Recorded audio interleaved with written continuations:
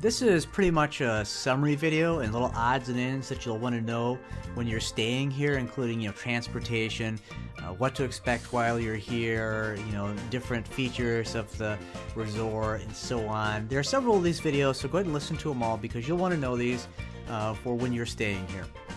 I did think of something else I want to add to the transportation end of this. If you rent a car, just know ahead of time this is a very mountainous island. It's not a flat island, and the roads are very, very small, and there's a lot of places where there is no guardrail.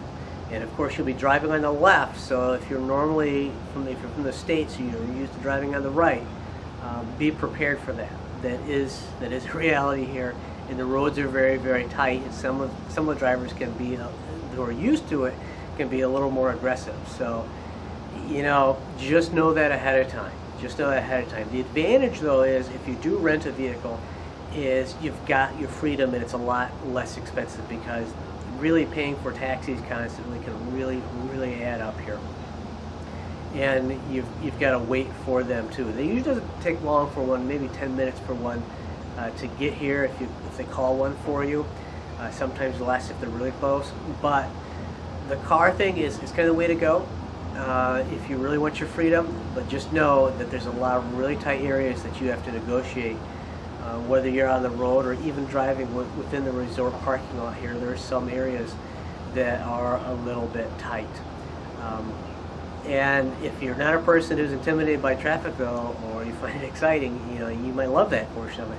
But just know that ahead of time. Okay, let's talk about some of the different things that are right here too. One of the things, there's a coin-operated laundry here. And there's also a very small gym here if you want to do your exercise. I think you'd probably be better off, if you want to get your exercise, do it in the ocean.